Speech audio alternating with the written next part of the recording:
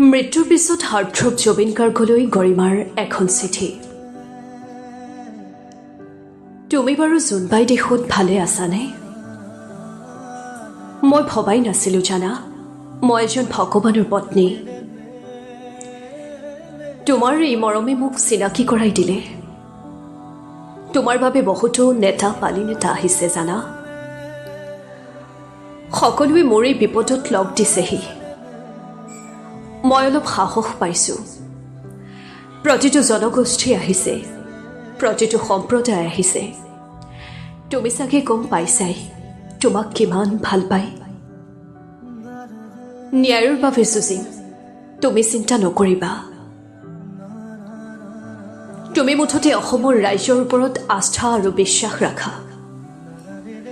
তুমি যে কৈছিলা মোৰ মৃত্যুত মায়াবিনী লাগিব, এতিয়া মাথো অসম তথা ভাৰততে মায়াবিনী, কেৱল মায়াবিনী।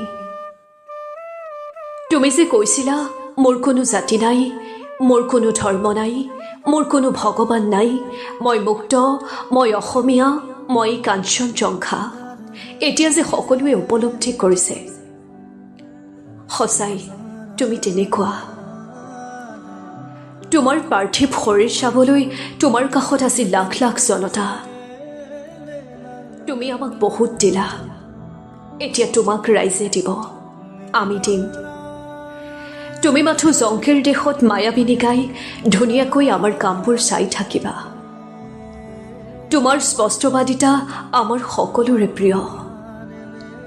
চোৱা, তুমি কোৱা প্ৰতিটো কথাই মই পালন কৰি আছো।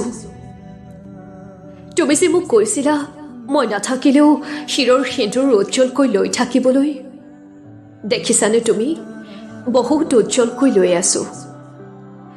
তুমি যে কৈছিলা গোটেই অসমীয়াৰ সন্তান তুমি, মোক যে বাৰে প্ৰতি উপলব্ধি কৰাই আছে। সঁচাই তুমি অনন্য, তুমি ভগৱানৰ এক বিশেষ অংশ। অসমৰ চৌদিশে নামঘৰ, মছজিদ, গীৰ্জা সকলোতে তোমাৰ নামেই শুনি আছো। পূজা মণ্ডপত তোমাৰ মায়াবিনী, কেৱল মায়াবিনী। তুমি বাৰু আকৌ আমাৰ মাজত আহিবানে? এটাই অনুৰোধ তোমালৈ, আহিলে তুমি মোক সপোনত হ'লেও ঠিকনাটি দিবা।